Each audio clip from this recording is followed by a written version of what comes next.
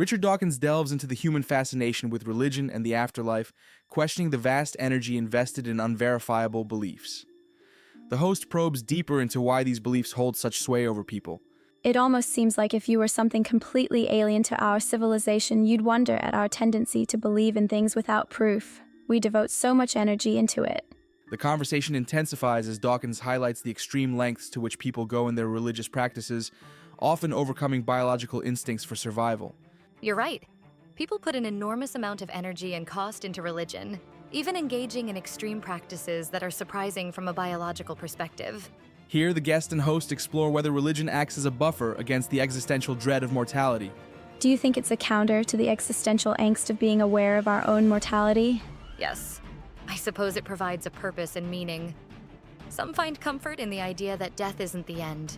The discussion then shifts to the concept of eternity. The host challenges the guest on the perceived comfort it might offer. But the idea of eternity, wouldn't it be incredibly boring after a point? Eternity is what's frightening about death. Imagine experiencing that under a general anesthetic, which is essentially what happens.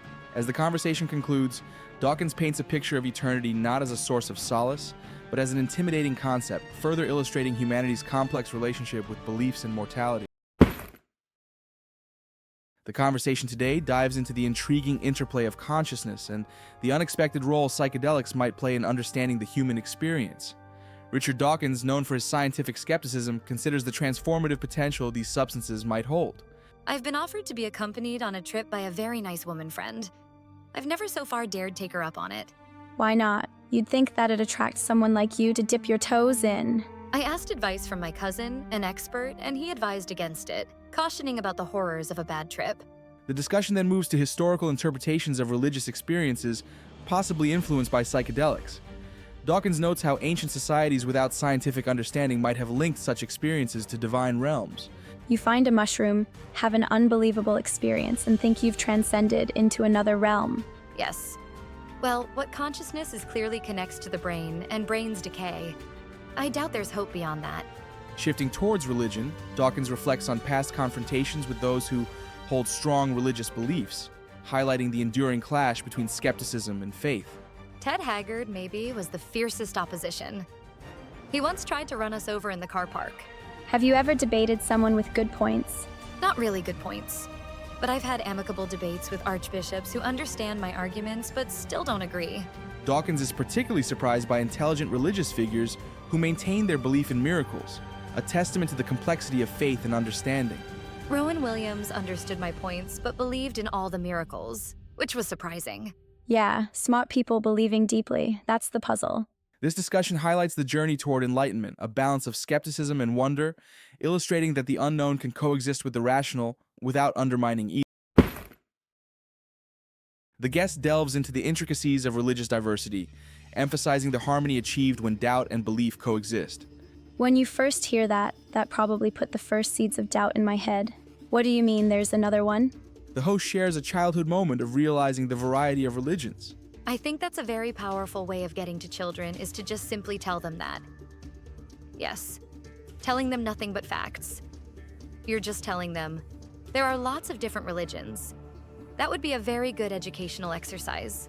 The guest reflects on the universal presence of belief systems throughout history, questioning if any civilization has existed without faith.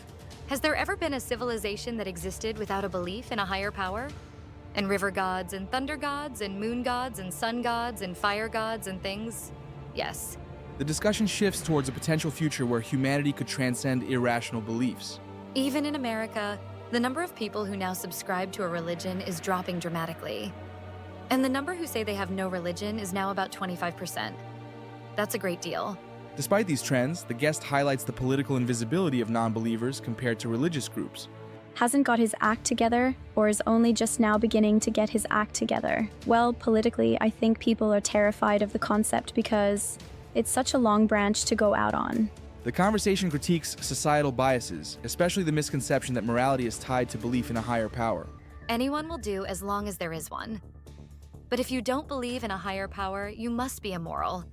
And that is totally ridiculous. Richard Dawkins delves into the complexities of morality, challenging the ancient dictates found in religious texts. He critiques these outdated doctrines and points to their ongoing influence in certain regions. Horrible immorality of, for example, both the Bible and the Quran, which are horrific in the sense that if you believe in them, you'd be stoning adulterers to death. These reflections lead Dawkins to question the source of moral values, especially when they clash with certain beliefs. There are still people in this country who say you cannot be moral unless you believe in a higher power. We clearly don't get them from religion. He suggests that morality evolves with society, shaped by cultural and intellectual shifts, rather than divine mandate. Something is changing as centuries go by. It's a collection of conversations, congressional debates, and judicial decisions. The knowledge base, which is so superior today, makes a big difference in how we see human beings. The discussion turns to the internet's impact as a revolutionary force in spreading ideas, including Dawkins' works. That progress of something in the air has accelerated because of the internet. It's a very hopeful sign. He expresses optimism about the reach of his ideas in regions historically insulated from secular philosophies. They got the internet, and several of my books, including The God Delusion, are being downloaded by large numbers of people. The first PDF download of the Arabic edition was downloaded 13 million times. Dawkins wonders whether a secular framework could replace the community aspects of religion. I have great hope that the internet will mark a turning point. Do you think that people need a structure? And can it mimic religion? Richard Dawkins' work finds ever wider audiences, particularly in the Muslim world, thanks to a translation project initiated by CFI. This movement uncovers a transformative shift as scientific perspectives challenge long-standing religious narratives. The downloads of my books in the Muslim world are encouraging. The translation project makes them freely accessible, contributing to a substantial groundswell of anti-religious opinion in places like Iran and Saudi Arabia. Deriving insight from cultural identity, Dawkins parallels non-religious Jews maintaining cultural ties with cultural Muslims undergoing a similar experience. Being Muslim can be similar to being Jewish. Many Jewish people, like my friend Ari, identify culturally, but are atheists. There are cultural ties for Muslims, akin to how Jewish heritage often equates to a form of loyalty. I myself, though a cultural Anglican, appreciate these significant ties. Delving further, Dawkins introduces his book, Outgrowing God, which seeks to disassemble the belief that morality requires religion and addresses the unreliability of biblical texts. When writing for young readers, how did you plan out the book? It starts with the multitude of deities, critiques the Bible, and then addresses morality, emphasizing you don't need religion for moral guidance. Dawkins emphasizes scientific explanations for the world's complexities, tackling the fundamental conundrum faced by believers in divine creation. Many cling to religion due to perceived complexity, but science explains even the most elegantly designed structures. The big question remains, who designed the designer? As Christopher Hitchens pointed out, why wait until 6,000 years ago to interact with the world? Dawkins' narrative continues to urge societies towards expanding the boundaries of thought, redefining cultural myths through reason and critical inquiry. Richard Dawkins dives into his new book, Outgrowing God, tailored for younger readers. In this insightful discussion, he shares his efforts to simplify complex concepts and engage a broader audience. His reflections on religious diversity highlight the multifaceted nature of belief. I wanted the new book to be accessible to younger people. It's shorter and easier to follow, but it's not just for them. Well, you've faced quite a few heated discussions in the past, haven't you? Yes. Perhaps you mean encounters with Bill O'Reilly. Those conversations can indeed be quite intense. The conversation turns to Dawkins' experiences in documentaries dealing with religious leaders. In a Channel 4 documentary, I interviewed people like Ted Haggard. One encounter that stands out is when someone justified using fear of hell to influence children. It struck me as deeply immoral, yet he was sincere. That approach is shocking, but you've always countered these perspectives so thoughtfully. In The God Delusion, I aim to address arguments against atheism. With the new book, I continue this discourse, but tailored for a younger audience. Dawkins explores the proliferation of religions and why new sects keep emerging. New leaders often want to create their own sects, perhaps due to a leadership complex. Interestingly, these breakaway religions often oppose their closest rivals more passionately than distant faiths. Dawkins' observations on faith systems shed light on how religion evolves, driven by diverse human needs and perspectives.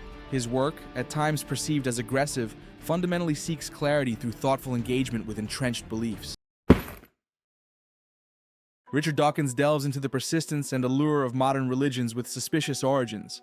His discussion turns a critical eye on systems like Mormonism and Scientology, questioning how seemingly fraudulent foundations fail to deter believers. I'm depressed by how successful Scientology is, actually, and Mormonism too. We know Joseph Smith was a charlatan. Everything about him screams charlatan. And yet, respectable people continue to believe. Dawkins points out the dubious claims made by Joseph Smith, where ancient texts were mistranslated to fit a faulty narrative. Smith published his translation of the Book of Abraham, claiming it spoke of Abraham's journey to Egypt. Modern translations reveal it had nothing to do with that, yet his followers still see him as a prophet. Dawkins and the host explore how these belief systems, new or ancient, manage to thrive. They examine how both indoctrination from a young age and the societal appeal play significant roles. And remember, he was just 14 when he came up with it. It's just so strange to me that it persists. The conversation shifts to the concept of indoctrination and social influence in sustaining these beliefs. It's fascinating. The cargo cults of the Pacific developed in living memory. People worship figures like John Frum, just like early followers did with Jesus, despite there being no written accounts until decades later. The Scientology story is the most bizarre to me. It's literally like crafting the most ridiculous religion for people to believe in. For children, there's indoctrination. But Scientology's celebrity followers, that's another level of belief, or maybe sheer rank stupidity. Ultimately, these discussions highlight the human tendency to seek simplified realities and belonging, even in the face of facts, revealing much about our psychological and social fabric. The conversation delves into the pervasive impact of tribalism on human belief systems. Richard Dawkins and the host explore how people often adopt beliefs simply because they're shared by their social group, regardless of evidence. Steven Pinker points out that so much of what we believe isn't about evidence. It's about whether our tribe believes it. They discuss the tendency to derive comfort and structure from these beliefs, even when they lack empirical support. It's like they're getting a spiritual placebo effect, something that structures their world. Yet, it puzzles me why someone would assume that makes the religion true. The conversation shifts to the placebo effect's intriguing power, particularly in homeopathy and chiropractic medicine. Did you know that placebos work even if the patient knows they're getting one? It's fascinating. Indeed, and my colleague Nick Humphrey thinks there's merit in prescribing placebos, even under homeopathy. But on another front, the Center for Inquiry is tackling this issue legally, challenging pharmacies that sell homeopathic remedies as if they're genuine. There's also interest in chiropractic practices where the relief some experience isn't fully understood. I know a woman who does chiropractic work on horses. Talk about niche. This highlights a crucial point. Comfort often outweighs evidence in sustaining belief systems. It's a testament to the complexity of human nature and the lengths people will go to maintain a sense of belonging and comfort, even in the absence of truth. Richard Dawkins dives into a fascinating discussion about skepticism in belief systems, starting with a scientific critique of homeopathy. He explains how its extreme dilutions render it ineffective, sparking an intriguing conversation with the host. It's an empirical question whether chiropractic works. In the case of homeopathy, it cannot work because the dilution is such that there's nothing there physically. Dawkins humorously highlights claims about water memory, suggesting such a discovery would be groundbreaking enough for a Nobel Prize, though he doubts its feasibility. Well, they say it can work because water has a memory. But if they could prove that water has a memory, they'd get the Nobel Prize for physics, and they're not going to. The host then shifts the conversation to a more philosophical angle, discussing the arbitrary nature of religious belief. Dawkins' thoughts prompt a lighthearted exchange. One of the things I really enjoyed about your book was when you explained that everyone who practices a religion is an atheist. You're just an atheist in regards to Zeus or Apollo. Yes, and that's a home run. Yeah, with this argument, some of us just go one god further. Their playful banter continues, invoking mythological gods like Odin to emphasize how traditions shape belief. Yes, but that really is a home run because my friends and I jokingly would always say praise Odin when anything good happened. It was fun. I rather like that. Some people get mad at me. They actually got mad that you're mocking Christianity by saying praise. And of course you are. Why not? I wasn't even really. Odin seemed like a cool god. It's an old school god. Dawkins further enriches the conversation by mentioning Douglas Adams' portrayal of Norse gods, illustrating the intersection of mythology and cultural narratives. The god of the Vikings. Douglas Adams wrote a lovely book called The Long Dark Tea Time of the Soul. in which the Norse gods are part of it. And Thor is out there doing mischief with his great I'm not personally that interested in meetup groups and community centers. What I really care about is scientific truth. Yeah, my worry is that those groups might end up like religious cults. Once someone takes on the alpha role, it's hard to keep it from turning. There's gotta be a way to avoid that. Maybe the internet is the thing that actually mitigates it. They touch upon historical religious figures like Jesus. While his historical existence is debated, the guest and host agree that his teachings could offer moral guidance. Well, Jesus would probably provide fairly good moral scaffolding. Most scholars say he probably was real, though the evidence isn't great. The conversation shifts to how belief systems have evolved and the role of critical thinking, highlighted by Megan Phelps' escape from a cult. Her story prompts reflections on intelligence and belief. There's a woman named Megan Phelps. How did she maintain her intelligence within that structure? Yes, she was trapped in a very hateful Christian cult, but managed to see through it. The guest notes the decreasing interest in religion in Western countries, such as Holland and Scandinavia, suggesting a shift towards secular understanding and rational discourse. Richard Dawkins is on a mission to dismantle resistance to evolution in education. He's launched workshops across the United States, aiming to equip teachers with the tools to address pushback from various fronts. The pushback that they get from children and parents and school boards. So we are teaching teachers how to teach evolution. I mean, we run workshops.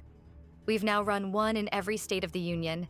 Dawkins views this resistance as part of a deeper issue, a pseudo-genetic religious inheritance. He believes it perpetuates indoctrination. People who are religious almost certainly adopt the religion of their parents and grandparents. So we've got a kind of pseudo-genetic inheritance. I really hate that. I mean, that's wicked. His drive to break this chain of thought is evident in his desire to educate young people about evolution, aiming to replace inherited beliefs with scientific understanding. I've always wanted to try to break that chain going down the generations. It's highly necessary when you see the enormous influence of fundamentalist religion. The challenge lies in simplifying complex concepts like natural selection for younger audiences. The science of evolutionary biology and natural selection. It's such a complex idea for people to grasp. How do you simplify it? The results are so complex, but it's a matter of beating that barrier of incredulity. If the idea was more complex, in a way, it might be easier. Dawkins underscores the simplicity of Darwin's insights, pointing out that nature itself acts as a selector, akin to human breeding. Non-random survival is the equivalent of a human breeder. That's what Darwin did. To illustrate evolution in action, Dawkins shares the story of Britain's peppered moths during the Industrial Revolution. The famous peppered moths in Britain. During the Industrial Revolution, woods became blackened, and the percentage of black moths became much more numerous. Bernard Kettlewell showed birds picking off light-colored moths in dark areas. Through these narratives and educational efforts, Dawkins seeks to inspire a generational shift in thinking, much like evolution. The discussion explores the intersection of science and culture, particularly how evolutionary explanations counter cultural beliefs like creationism. Richard Dawkins elaborates on evolutionary processes beyond simplistic interpretations. The creationists don't like the peppered moth story. They say it's just one gene and won't lead to major changes like reptiles to birds or mammals. But it's the same process over much longer periods. What can be achieved in a couple of hundred years is small. Dawkins emphasizes the significant transformations that occur over vast timescales in evolution. In a couple of thousand years, you get wolf to Pekingese. In a couple of million years, Australopithecus to Homo sapiens. In 100 million years, shrew to human. And maybe 2,000 million years from bacterium to human. The challenge of comprehending these immense durations is highlighted by the host. When living in the present, it's hard to see biological life on those scales, which is why many lean towards intelligent design. Dawkins acknowledges the difficulty humans have in grasping such grand evolutionary timescales. We have no concept of millions of years. Even thousands seem vast, but that's nothing compared to evolutionary time. It's not even yesterday. It's a couple of minutes ago. As the conversation wraps up, the host thanks Dawkins for his dedication to science education. Well, you have a hard out at 4 o'clock, and that time has come. So I want to thank you for being here and for your commitment over the years. Many have shifted towards science because of your work. It's been a pleasure.